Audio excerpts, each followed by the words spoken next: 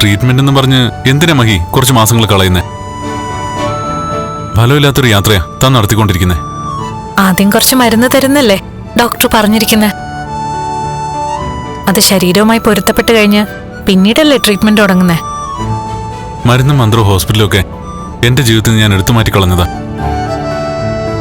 ഇനി ആ പഴയ കാലത്തേക്ക് തിരിച്ചു പോവാൻ എനിക്ക് താല്പര്യമില്ല.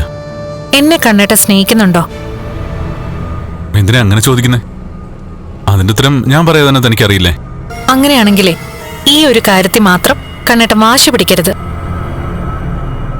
നിമിത്തങ്ങളിലൂടെ കടന്നു പോകുന്ന ഒരു ജീവിതം എന്റേത്.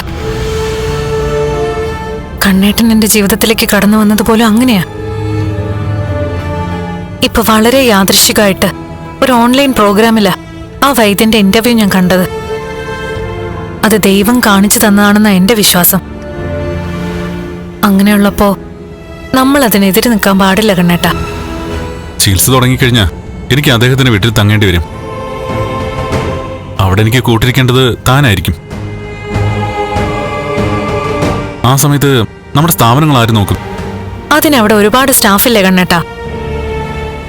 ഇനിയിപ്പൊ സ്ഥാപനങ്ങളൊക്കെ നോക്കി ഒരുപാട് സമ്പത്തുണ്ടാക്കിയിട്ട് ഇപ്പൊ ഉള്ളതിനേക്കാൾ വലിയ നേട്ടങ്ങൾ നമ്മൾ ഉണ്ടാക്കാൻ പോകുന്നുണ്ടോ? പണം ഒരു പരിധി വരെയൊക്കെ മതി. അതിനേക്കാൾ നമ്മുടെ ജീവിതത്തിൽ നമ്മൾ നേടേണ്ട പലതും ഉണ്ട്. വൈദ്യര് ഒരു പ്രതീക്ഷയും തന്നിട്ടില്ല. വേണ്ട, അദ്ദേഹം നോക്കാന്ന് പറഞ്ഞല്ലോ. ഒരു 1.5 വർഷം എനിക്ക് വേണ്ടി ഒന്ന് നിന്ന് തരണം. ഇത്തിരി കഷ്ടപ്പെടണം. ചെറിയൊരു മാറ്റം ഉണ്ടായാൽ പോലും അത് വലിയൊരു നേട്ടമല്ലേ. അത് കണ്ട് നമ്മൾ മാത്രമല്ലല്ലോ, കണ്ണേട്ടന്റെ അച്ഛന്റെയും അമ്മയുടെ ആത്മാവ് പോലും സന്തോഷിക്കും.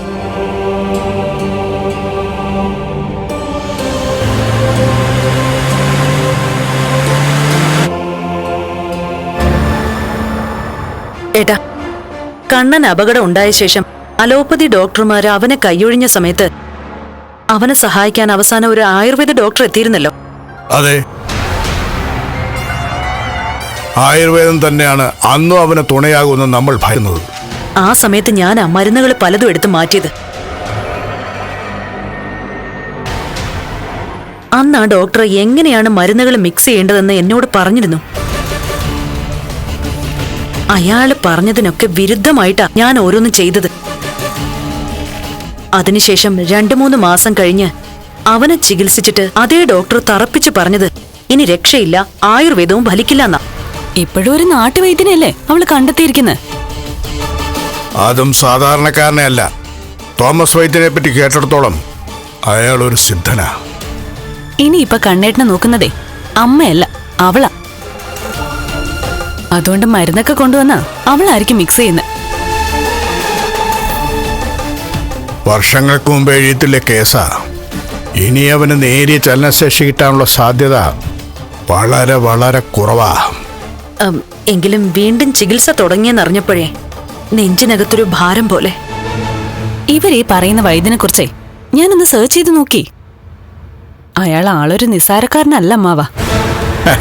ഒരിക്കലും നടക്കാത്ത കേസാണെങ്കിൽ ഡോക്ടർമാരും വൈദ്യന്മാരും ഒക്കെ നേരത്തെ എഴുതിത്തള്ളും. അതല്ല, അവന് നേരിയ പ്രതീക്ഷ കൊടുത്താൽ പിന്നെ ചികിത്സ കഴിയുന്നവരെ നമ്മള് ഭയത്തോടെ കാത്തിരിക്കേണ്ടി വരും. അതാണ് എന്റെ പേടി. അന്ന് സ്നേഹത്തോടെ അവന്റെ അരികിലിരുന്ന് മരുന്ന് മുഴുവൻ അവനെ കുടിപ്പിച്ച ശേഷം ഇടയ്ക്ക് അവൻ ICUലായത് വാമേണ്ണ ഓർമ്മയില്ലേ? അന്ന് ഞാനല്ല അവനെ എടുത്തോണ്ട് ഹോസ്പിറ്റലിൽ പോയത്. അതിനുശേഷം മോളെ ഡോക്ടർമാരാ പറഞ്ഞത് ഈ ആയുർവേദം ഒന്നും വേണ്ട, പയ്യൻ ചത്തുപോകുന്നു. പിന്നെ അവന്റെ അച്ഛന്റെ ബന്ധുക്കളും പറഞ്ഞു പയ്യനെ കൊല്ലണ്ടാന്ന്. അതോടെ ആയുർവേദവും നിന്നു. അതിനുശേഷം അന്ന് അവനെ ചികിത്സിച്ച വൈദ്യര് പിന്നീട് എന്നോട് പറഞ്ഞു ആ മരുന്ന് കഴിച്ചാൽ ഒരു കാരണവശാലും രോഗിക്ക് തളർച്ച ഉണ്ടാവില്ല എന്ന്. അതുപോലെ തന്നെ കണ്ണനെ വീണ്ടും കാണണമെന്നും പറഞ്ഞു. അയാളുടെ മനസ്സ് മടിപ്പിക്കുന്ന രീതിയിൽ വായി വരുന്നതൊക്കെ പറഞ്ഞിട്ട് അയാളെ ഞാൻ പിന്തിരിപ്പിക്കുകയായിരുന്നു. ഫ്ലവേഴ്സ് ഒരുക്കുന്ന കാഴ്ച വസന്തം യൂട്യൂബിൽ പ്രേക്ഷകർക്ക് ലൈവായി കാണാം. ഫ്ലവേഴ്സ് കോമഡിയിൽ ജോയിൻ ചെയ്യൂ, ആസ്വദിക്കൂ.